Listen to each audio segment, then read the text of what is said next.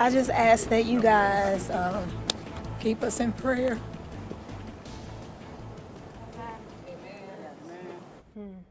A desperate plea from the family members of Javion Magee. He's the 21-year-old Illinois man who was found dead last week in Henderson, leaning against a tree with a rope around his neck. WFMY News 2's Giselle Thomas joins us after hearing from his family today and breaks down a detailed timeline of events released by the sheriff's office. Now, family and friends of 21-year-old Javion Magee stood right here demanding justice and wanting answers towards what happened with the cause of his death. Now, Magee was found dead under a tree with a rope tied around his neck on September 11th.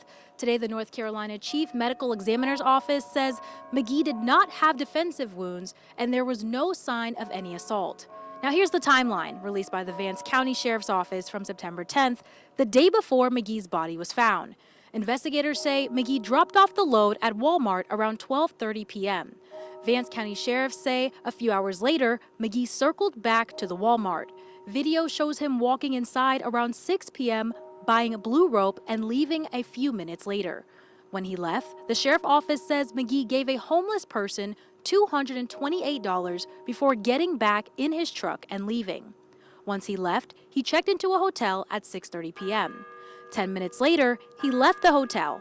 And just before 7 p.m., investigators say he pulled into a parking lot near where his body was found. They say surveillance video shows Magee walking into the woods with an object in his hands. Investigators also say he returned to his truck a few minutes later with nothing in his hands. But 30 minutes later, he's seen walking toward a tree line alone. Magee's body was found the next morning. Now, his father says his son was following in his footsteps as a truck driver and says his son's sudden death is unbearable. He was one of the first people that said, "Hey, Dad, I'm about to go drive," and I'm like, "Wow, well, what make you want to do that?" He said, "I just want to do it. I want to put in my work," and that's just how he was.